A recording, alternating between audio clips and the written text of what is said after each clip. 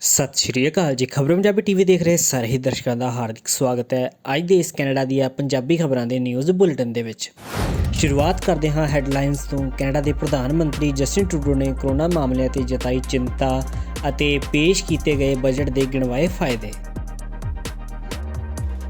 Canada ਆਉਣ ਵਾਲਿਆਂ ਨੂੰ ਕਰਨਾ ਪਵੇਗਾ ਹੁਣ ਹੋਰ ਇੰਤਜ਼ਾਰ।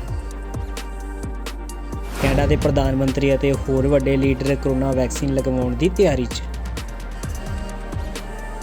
ਬ੍ਰਿਟਿਸ਼ ਕੋਲੰਬੀਆ ਲੈਂਗਲੀ ਸ਼ਹਿਰ 'ਚ ਨਿਰਮਾਣ ਅਧੀਨ ਇਮਾਰਤਾਂ ਨੂੰ ਲੱਗੀ ਭਿਆਨਕ ਅੱਗ। ਕੈਨੇਡਾ ਦੇ ਸੂਬੇ ਬ੍ਰਿਟਿਸ਼ ਕੋਲੰਬੀਆ ਨੇ ਕੱਢਿਆ ਨਵਾਂ PNP ਡਰਾ। ਆਓ ਹੁਣ ਵਧਦੇ ਹਾਂ ਪਹਿਲੀ ਖਬਰ ਦੇ ਵੱਲ। ਕੈਨੇਡਾ ਦੇ ਪ੍ਰਧਾਨ ਮੰਤਰੀ ਜਸਟਿਨ ਟਰੂਡੋ ਦੇ ਵੱਲੋਂ ਪ੍ਰੈਸ ਕਾਨਫਰੰਸ ਦੇ ਦੌਰਾਨ ਕੈਨੇਡਾ ਦੇ ਵਿੱਚ ਕਰੋਨਾ ਵਾਇਰਸ ਦੇ ਚੱਲ ਰਹੇ ਹਾਲਾਤਾਂ ਦੇ ਬਾਰੇ ਜਾਣੂ ਕਰਵਾਇਆ ਗਿਆ। ਨਾਲ ਹੀ ਉਹਨਾਂ ਨੇ ਦੱਸਿਆ ਕਿ ਸਰਕਾਰ ਦੀ ਤਰਫੋਂ ਕਿਸ ਤਰ੍ਹਾਂ ਨਾਲ ਯਤਨ ਅਤੇ ਉਪਰਾਲੇ ਕੀਤੇ ਜਾ ਰਹੇ ਨੇ ਤਾਂ ਕਿ ਕੋਵਿਡ-19 ਦੇ ਨਾਲ ਪੈਦਾ ਹੋਏ ਹਾਲਾਤਾਂ ਨੂੰ ਅਤੇ ਕੋਵਿਡ-19 ਦੀ ਸਥਿਤੀ ਨੂੰ ਕਾਬੂ ਦੇ ਵਿੱਚ ਲਿਆਂਦਾ ਜਾ ਸਕੇ। ਅਤੇ ਨਾਲ ਹੀ ਜੋ ਫੈਡਰਲ ਸਰਕਾਰ ਦੇ ਵੱਲੋਂ 2 ਸਾਲਾਂ ਦੇ ਵਿੱਚ ਜੋ ਪਹਿਲਾ ਬਜਟ ਪੇਸ਼ ਕੀਤਾ ਗਿਆ ਉਸ ਨੂੰ ਪ੍ਰਧਾਨ ਮੰਤਰੀ ਜਸਟਿਨ ਟਰੂਡੋ ਦੇ ਵੱਲੋਂ ਇਤਿਹਾਸਿਕ ਬਜਟ ਦੱਸਿਆ ਗਿਆ।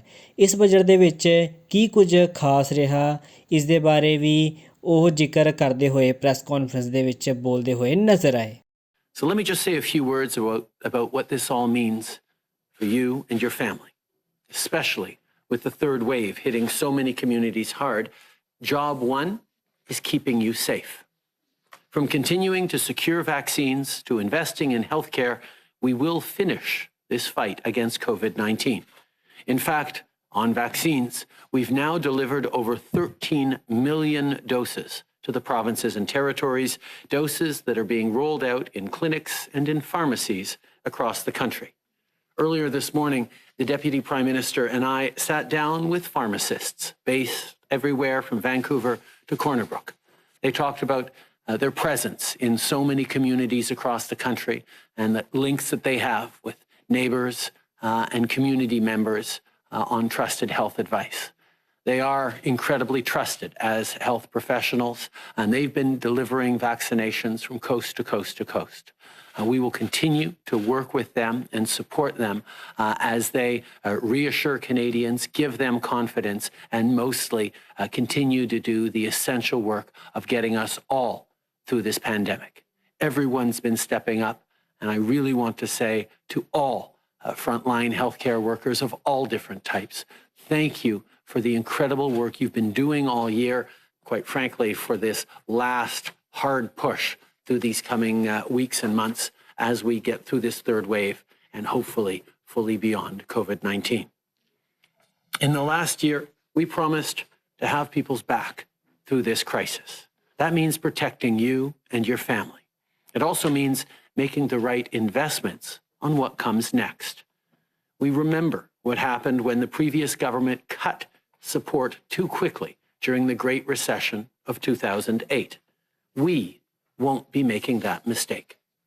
This budget lays out a plan for good middle-class jobs and a clean, resilient economy that works for everyone. From creating 1 million jobs by the end of the year, to ensuring $10 a day childcare in 5 years, to reaching net zero emissions in less than 30 years, it all comes down to this: good jobs, a strong and fair economy, and a healthy environment. ਆਓ ਹੁਣ ਵਧਦੇ ਹਾਂ ਦੂਸਰੀ update ਦੇ ਵੱਲ। Canada ਆਉਣ ਵਾਲੇ ਲੋਕਾਂ ਨੂੰ ਕਰਨਾ ਪਵੇਗਾ ਹੁਣ ਹੋਰ ਇੰਤਜ਼ਾਰ।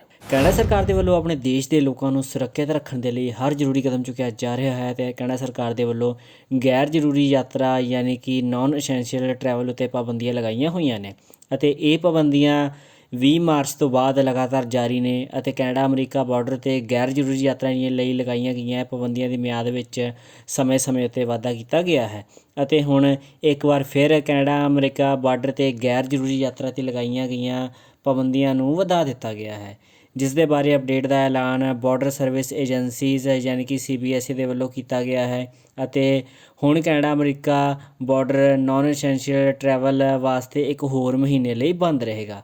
ਮਤਲਬ ਕਿ ਗੈਰ ਜ਼ਰੂਰੀ ਯਾਤਰਾ ਉੱਤੇ ਲਗਾਈਆਂ ਗਈਆਂ ਪਾਬੰਦੀਆਂ ਹੁਣ 21 ਮਈ 2021 ਤੱਕ ਜਾਰੀ ਰਹਿਣਗੀਆਂ। ਇੱਥੇ ਤੁਹਾਨੂੰ ਦੱਸ ਦਈਏ ਕਿ ਨਾਨ ਐਸੈਂਸ਼ੀਅਲ ਟਰੈਵਲ ਲਈ ਕੈਨੇਡਾ ਅਮਰੀਕਾ ਸਰਹੱਦਾਂ ਬੰਦ ਰੱਖਣ ਦਾ ਫੈਸਲਾ ਉਦੋਂ ਕੀਤਾ ਗਿਆ ਜਦੋਂ ਪਿਛਲੇ ਸਾਲ ਮਾਰਚ ਮਹੀਨੇ ਦੌਰਾਨ ਕਰੋਨਾ ਵਾਇਰਸ ਮਹਾਮਾਰੀ ਦੀ ਸ਼ੁਰੂਆਤ ਹੋਈ ਸੀ ਅਤੇ ਉਸ ਤੋਂ ਬਾਅਦ ਕਰੋਨਾ ਵਾਇਰਸ ਦੇ ਮਾਮਲੇ ਵਧਣ ਦੇ ਕਾਰਨ ਸਮੇਂ-ਸਮੇਂ ਦੇ ਉੱਤੇ ਦੋਹਾਂ ਦੇਸ਼ਾਂ ਦੇ ਵੱਲੋਂ ਸਰਹੱਦ ਉੱਤੇ ਲਗਾਈਆਂ ਗਈਆਂ ਪਾਬੰਦੀਆਂ ਵਿੱਚ ਵਾਧਾ ਕੀਤਾ ਜਾ ਰਿਹਾ ਹੈ ਅਤੇ ਹੁਣ ਇੱਕ ਵਾਰ ਫਿਰ ਕੈਨੇਡਾ ਅਮਰੀਕਾ ਬਾਰਡਰ ਤੇ ਲਗਾਈਆਂ ਗਈਆਂ ਪਾਬੰਦੀਆਂ ਵਿੱਚ ਇੱਕ ਹੋਰ ਮਹੀਨੇ ਲਈ ਵਾਧਾ ਕਰ ਦਿੱਤਾ ਗਿਆ ਹੈ ਅਤੇ ਇਹ ਪਾਬੰਦੀਆਂ ਹੁਣ 21 ਮਈ 2021 ਤੱਕ ਲਾਗੂ ਰਹਿਣਗੀਆਂ। ਆਓ ਹੁਣ ਚੱਲਦੇ ਹਾਂ ਤੀਸਰੀ ਅਪਡੇਟ ਦੇ ਵੱਲ। ਕੈਨੇਡਾ ਦੇ ਪ੍ਰਧਾਨ ਮੰਤਰੀ ਅਤੇ ਹੋਰ ਵੱਡੇ ਲੀਡਰ ਕਰੋਨਾ ਵੈਕਸੀਨ ਲਗਵਾਉਣ ਦੀ ਤਿਆਰੀ 'ਚ। ਅੰਟਾਰੀਓ ਵਿੱਚ ਹੁਣ 40 ਸਾਲ ਜਾਂ ਇਸ ਤੋਂ ਵੱਧ ਉਮਰ ਦੇ ਲੋਕਾਂ ਨੂੰ ਐਸਟਰਾਜੈਨੇਕਾ ਕੋਵਿਡ-19 ਦੀ ਅਪਾਇੰਟਮੈਂਟ ਬੁੱਕ ਕਰਨ ਲਈ ਸਾਈਨ ਅਪ ਕਰਨ ਦੀ ਇਜਾਜ਼ਤ ਦੇ ਦਿੱਤੀ ਗਈ ਹੈ ਅਤੇ ਨਾਲ ਹੀ ਕੈਨੇਡਾ ਦੇ ਪ੍ਰਧਾਨ ਮੰਤਰੀ ਜਸਟਿਨ ਟਰੂਡੋ ਅਤੇ ਵਿੱਤ ਮੰਤਰੀ ਕ੍ਰਿਸਟੀਆ ਫਰੀਲੈਂਡ ਆਪਣੀ ਪਹਿਲੀ ਖੁਰਾਕ ਬੁੱਕ ਕਰਨ ਦੀ ਤਿਆਰੀ ਵਿੱਚ ਹਨ ਅਤੇ ਨਾਲ ਹੀ ਦੂਸਰੇ ਆਗੂ ਵੀ ਇਸ ਦੀ ਤਿਆਰੀ ਦੇ ਵਿੱਚ ਹਨ। ਮੰਗਲਵਾਰ ਨੂੰ ਇਹ ਪੁੱਛੇ ਜਾਣ 'ਤੇ ਉਹਨਾਂ ਨੇ ਕਿਹਾ ਕਿ ਉਹ ਜਲਦ ਹੀ ਟੀਕਾ ਲਗਵਾਉਣਗੇ। ਟਰੂਡੋ ਨੇ ਕਿਹਾ ਕਿ ਇਸ ਸਮੇਂ ਉਹਨਾਂ ਦਾ ਸਟਾਫ ਉਸ ਨਾਲ ਅਪਾਇੰਟਮੈਂਟ ਬੁਕਿੰਗ 'ਤੇ ਕੰਮ ਕਰ ਰਿਹਾ ਹੈ। ਟਰੂਡੋ ਨੇ ਕਿਹਾ, ਮੈਂ ਅਤੇ ਮੇਰਾ ਦਫ਼ਤਰ ਅਪਾਇੰਟਮੈਂਟਸ ਨੂੰ ਬੁੱਕ ਕਰਵਾਉਣ ਦੀ ਕੋਸ਼ਿਸ਼ ਵਿੱਚ ਰੁੱਝੇ ਹੋਏ ਹਾਂ ਅਤੇ ਅਸੀਂ ਸਾਰਿਆਂ ਨੂੰ ਬੁਲਾਉਣ ਲਈ ਯਕੀਨ ਰੱਖਾਂਗੇ ਤਾਂ ਜੋ ਦੂਜਿਆਂ ਨੂੰ ਜਲਦ ਤੋਂ ਜਲਦ ਟੀਕਾ ਲਗਵਾਉਣ ਲਈ ਉਤਸ਼ਾਹਿਤ ਕੀਤਾ ਜਾ ਸਕੇ। ਮੰਗਲਵਾਰ ਸਵੇਰੇ ਫਾਰਮਿਸਟਾਂ ਨਾਲ ਵਰਚੁਅਲ ਮੀਟਿੰਗ ਦੌਰਾਨ ਇਸ ਤਰ੍ਹਾਂ ਦੇ ਸਵਾਲਾਂ ਦਾ ਜਵਾਬ ਦਿੰਦਿਆਂ ਫਰੀਲੈਂਡ ਨੇ ਕਿਹਾ ਕਿ ਉਹ ਜਲਦ ਹੀ ਟੀਕਾ ਲਗਵਾਉਣਗੇ। Prime Minister, in Ontario, they've just brought down the age of eligibility 40 plus. I know you get your flu shot every year and usually at a pharmacy. So are you planning to get your COVID vaccine? And would you consider having a pharmacist administer it? That is actually the plan right now. We're still working out the details, but I look forward to having a pharmacist give me my vaccine as soon as we can secure an appointment in the proper processes. So we'll keep you posted on it. But my experience every year at the nearby pharmacy getting the flu shot is always unbelievably positive. And if I can encourage folks to know that it's safe and indeed it's the right thing to do, I'm looking forward to that. So no question about it, and stay tuned. Maybe I could turn to Cristia if she has a question. Sure, Prime Minister. And in answer to that question for me, I'm going to get vaccinated as soon as I can. And actually this morning, I treat my children like unpaid IT support workers in our household. They get room and board. And so I got my kids to get on the computer and they are working to make an appointment for me and my husband. My daughter said we're on a wait list, so I have to check on that after this. But as soon as I can, I'll get mine too, and I hope at a local pharmacy. ਹੁਣ ਵਧਦੇ ਹਾਂ ਚੌਥੀ update ਦੇ ਵੱਲ। British Columbia ਦੇ Langley ਸ਼ਹਿਰ 'ਚ ਸੋਮਵਾਰ ਨੂੰ ਰਾਤ ਨੂੰ ਨਿਰਮਾਣ ਅਧੀਨ ਇਮਾਰਤ 'ਚ ਭਿਆਨਕ ਅੱਗ ਲੱਗ ਗਈ ਅਤੇ ਅੱਗ ਲੱਗਣ ਦੀ ਖਬਰ ਮਿਲਦਿਆਂ ਹੀ ਨੇੜਲੀਆਂ ਇਮਾਰਤਾਂ ਨੂੰ ਖਾਲੀ ਕਰਵਾ ਲਿਆ ਗਿਆ।